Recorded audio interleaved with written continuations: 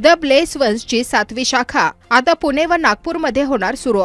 विशेष मुलांसाठी शिक्षण आणि उपचार द ब्लेस वन्स या शाखांद्वारे मदत पोहोचवणार। द ब्लेस वन्स संस्थेची 7वी शाखा पुणे आणि नागपूर येथे सुरू होत आहे। केवळ 3 वर्षात विशेष गरजा असलेल्या मुलांना आणि त्यांच्या कुटुंबियांना मदत करण्याच्या उद्देशाने संस्थेने मोठी प्रगती केली आहे। प्रत्येक नवीन शाखेसह द ब्लेस वन्स समावेश शिक्षण आणि उपचार अधिकाधिक लोकांसाठी सुलभ करत आहे, ज्यांना त्याची सर्वाधिक गरज आहे। की ज़रूरत नहीं है, वो एक ही जगह आके सारे थेरेपीज ले सकते हैं। तो जो ब्लेस्ड वंस है वो इन पर्सन थेरेपीज और इंटरवेंशन के लिए है, और जो कोएबल्स है वो ऑनलाइन के लिए है। तो जो पेरेंट्स हमारे पास नहीं पहुंच पाते हैं वो ऑनलाइन भी हम लोगों से थेरेपीज सेशंस ले सकते हैं थ्रू कोएबल्स। उसका ऐप भी अवेलेबल है एंड्रॉयड और iOS दोनों में। बट यहाँ पे नागपुर में अभी हम आए हुए हैं ब्लेस्ड वंस का न्यू ब्रांच ओपन करने के लिए। बहुत सारे रिक्वेस्ट आए थे पेरेंट्स के यहाँ से, क्योंकि यहाँ के अभी जो कुछ पेरेंट्स हैं वो वहाँ पे रिलोकेट हुए हैं, पुणे में रेंटेड जगह पे रह रहे हैं और ब्लेस्ड वंस आ रहे हैं। अब उनको पता चला है कि we are coming to Nagpur, तो वो लोग वहाँ से वापस आ रहे हैं नागपुर, क्योंकि उनको भी अभी रेंट पे कर रहे हैं प्लस ब्लेस्ड वंस का फीस पे कर रहे हैं, तो बहुत ज़्यादा कॉस्टली हो जाता है। अब उनका खुद का घर है यहाँ पे, अब ब्लेस्ड वंस यहीं पे है, तो उनके लिए कन्वीनियंट रहेगा। तो ये हमारा मेजर चीज़ है। दूसरा, अगर आप देखिएगा तो हमारे ब्लेस्ड वंस में लिखा हुआ है from isolation to inclusion. Special needs बच्चे जो होते हैं उनको जनरली आइसोलेट कर दिया जाता है, घर पे रख के, या सोसाइटी में एक्सेप्ट नहीं करते हैं। मेरा खुद का एक्सपीरियंस है कि मेरी बेटी जब लिफ्ट के अंदर जाती थी तो बाकी लोग बाहर आ जाते थे। जब वो खेलने जाती थी, स्विंग यूज़ करती थी, तो बाकी बच्चे, बाकी लोग आसपास भटकते नहीं थे। तो ये आइसोलेशन को प्रमोट करता है। आइडियल सिनेरियो में क्या करते हैं, आप दूसरे बच्चों को देखते हो, नॉर्मल है तो उनके साथ खेलते हो, बात करते हो, लेकिन स्पेशल बच्चों के साथ हम लोग ऐसा नहीं करते, क्योंकि हमारी अंडरस्टैंडिंग उतनी है ही नहीं। हम लोग को लगता है क्या कि ये बच्चा मेंटली डिस्टर्ब्ड है या कुछ तो इशूज है, जबकि ऐसा हर केस में नहीं होता है। There are different disorders existing in this world. बहुत सारे डिसऑर्डर्स हैं जिसमें ऑटिज्म और ADHD सबसे ऊपर है अभी, क्योंकि अगर हम बार बार बोलते हैं US का स्टैट देखिए तो 1 आउट ऑफ 36 बच्चे में जो होता है ना, 36 में से एक बच्चा ऑटिज्म वाला होता है। और ये autism, ADHD, CP, down syndrome, ये लाइफ लॉन्ग जर्नी है। तो इसमें अगर आप लोग को लगता है क्या कि हम आज जा रहे हैं 6 महीने में मेरा बच्चा ठीक हो जाएगा, रिकवर हो जाएगा, तो आंसर है नहीं। वो भले उसमें इम्प्रूवमेंट दिखेगा ड्यू टू थेरेपीज, इंटरवेंशंस और टेक्निक्स जो हर एक बच्चे के लिए चेंज होता है। जो हमारे टीम, हमारे डॉक्टर्स, हमारे थेरेपिस्ट उनका IEP पे काम करते हैं, उनके डेवलपमेंट पे काम करते हैं, तो उससे इम्प्रूवमेंट ज़रूर दिखेगा आपको। लेकिन कोई यहाँ पे गारंटी नहीं होता है कि बच्चा एकदम नॉर्मल हो जाएगा। तो it's a life long journey for all the parents. मेरी खुद की बेटी है, 2.5 साल से उसका थेरेपी इंटरवेंशन करवा रहे हैं, अभी वो 11 साल की है। मेरे को पता है कि it is difficult and it's going to be the case. तो इसी वजह से हम लोग पेरेंट को रीज़नेबल ऑप्शन प्रोवाइड कर रहे हैं। ना इधर उधर भटकने की ज़रूरत नहीं है, आप एक जगह आइए।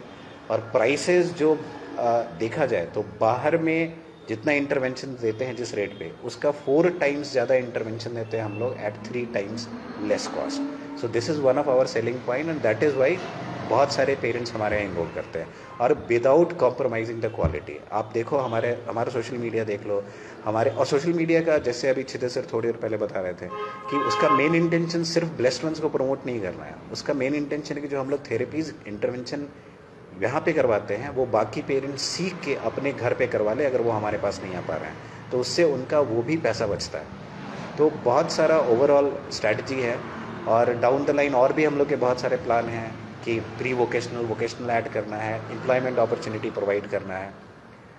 तो यस, और हर एक बच्चे का नीड डिफरेंट होता है, तो उसके हिसाब से हम लोग को इंडिविजुअल एजुकेशन प्लान बनाना पड़ता है। क्योंकि अगर एक बच्चा ऑटिज्म में है, उसको ऑटिज्म स्पेक्ट्रम डिसऑर्डर इसलिए बोलते हैं क्योंकि स्पेक्ट्रम है, तो that is not going to work for all the kids. तो एक बच्चे को एक टेक्निक चल रहा है तो दूसरे बच्चे को दूसरा लगेगा, तीसरे को तीसरा लगेगा। तो उस वजह से जो है ना, हम लोग को क्वालिफाइड लोगों को हायर करना रहता है, और ब्लेस्ड वंस में हम लोग क्वालिफाइड लोगों को ही लाते हैं। सारे प्रॉपर डिग्री होल्डर्स रहेंगे। जब बोल रहे हैं कि अगर डॉक्टर हैं, फिजियोथेरेपिस्ट है, तो वो प्रॉपर उनके पास PPTH या MPTH का डिग्री रहता है पीडियाट्रिक में। Same is with occupational therapist and speech therapist. तो वी आर मेकिंग श्योर कि we provide quality with consistency at very minimal cost. Nagpur में कौन से प्रकार से 5 अप्रैल, एक्चुअली अप्रैल जो है ऑटिज्म अवेयरनेस मंथ है, तो इसलिए अप्रैल में ही हम लोग 2 ब्रांचेस ओपन कर रहे हैं। एक नागपुर में जो कि 5 को हो रहा है, और एक पुणे में वानवरी में जो कि 8 को हो रहा है, 8 अप्रैल को। थेरेपी यहाँ दी जाएगी?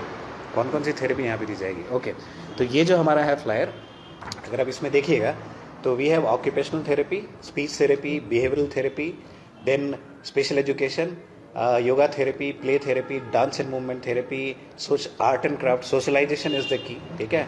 Then we have physiotherapy, in house dental checkup, तो इन बच्चों को बाहर लेके जाने की जरूरत नहीं, डेंटिस्ट खुद आके यहाँ पे चेकअप करेंगे। इन हाउस हेल्थ चेकअप, अगर कुछ भी ब्लड टेस्ट रहता है या जो भी है, जो रेगुलर चीज़ें होती हैं वो भी डॉक्टर्स खुद ब खुद, चाहे वो पीडियाट्रिक हो या डेवलपमेंटल पीडियाट्रिशियन हो, वो खुद यहाँ पे आगे करेंगे। Parent counselling and training, parent को भी हम लोग इनेबल करते हैं कि बच्चों को कैसे हेल्प करें, उनका जो स्ट्रेस लेवल है वो कम करने के लिए उनको भी काउंसलिंग प्रोवाइड करते हैं। देन इन बच्चों को खाने में क्या देना है, बिकॉज जो डाइट है that plays a critical role. Autism में बच्चे हाइपर एक्टिव होते हैं, तो उनको ना आप चॉकलेट्स दे सकते हो, न मीठा दे सकते हो, मिल्क प्रोडक्ट बिल्कुल नहीं दे सकते हो, प्रोसेस्ड फूड नहीं दे सकते हो। तो हम पेरेंट्स को समझाते हैं कि क्या दो ताकि आपके बच्चे हाइपर एक्टिव कम रहें। जब वो हाइपर एक्टिव कम रहेंगे तभी वो ज़्यादा सीख पाएंगे, तो वहाँ भी सपोर्ट मिलता है। और रेमेडियल थेरेपी भी है, जिसमें थोड़े से बड़े बच्चे जिनको स्कूल के लिए हम लोग प्रिपेयर करते हैं कि आप रेडी हो, लिख ले रहे हो, बोल ले रहे हो, सब कुछ कर रहे हो, तो now how you are going to set into the school, और कैसे आप उस चीज़ को हैंडल करोगे, जितने भी डिफरेंट जैसे लेवल बढ़ता है ना एजुकेशन का, उसको कैसे मैनेज करोगे। क्या अपील करेंगे सोसाइटी? सोसाइटी से एक हम्बल रिक्वेस्ट यही है कि न्यूरो डाइवर्स वर्ल्ड के लोगों को पता है कि कैसे हैं उनके बच्चे, please accept them the way they are, क्योंकि आप इनको इग्नोर करते हो, इनके साथ साथ इनकी पूरी फैमिली इग्नोर हो जाती है। तो आप इनको एक्सेप्ट करो, समझो इनकी गलती नहीं है, ना इन पेरेंट की गलती है, ना इन बच्चों की गलती है कि वो स्पेशल हैं। तो इनसे जो है ना, इनको आइसोलेट मत करो, welcome them into your community and they will be more than happy. हम बार बार ये चीज़ बोलते हैं कि हम लोग को ब्लेस्ड वंस जैसे इंस्टीट्यूशंस को लाने की ज़रूरत नहीं है। अगर नॉर्मल स्कूल में ही आप इस टाइप का सेटअप करो, जहाँ पे स्पेशल नीड्स बच्चों को भी मिले जो मिलना चाहिए, और नॉर्मल बच्चों को भी मिले, और नॉर्मल बच्चे जो आज के जनरेशन में हैं उनको बताइए कि स्पेशल नीड्स क्या होता है, ऑटिज्म क्या होता है, ADHD क्या होता है, तब जाके बड़े होके वो एक्सेप्ट करेंगे। अगर आज आप उनको अलग रख रहे हो, जैसे हम लोग के टाइम में कभी किसी टेक्स्ट बुक में नहीं था, मेरी बेटी हुई तो मेरे को पता चला कि ऑटिज्म क्या होता है। तो यार टेक्स्ट बुक में और ये करो, इन बच्चों को अपने बच्चों के बर्थडे पार्टी में बुलाओ, दे विल डेफिनेटली एंजॉय, इनके साथ खेलो, वो इंजॉय करेंगे and then they will be socialised, rather than उनको कि भाई ये ऐसे क्यों बिहेव कर रहा है, हमको इससे बात नहीं करना है। आप बात तो करके देखो, आप एक स्टेप बढ़ाओ, ये 4 स्टेप आपके साइड बढ़ाएंगे, दैट्स इट।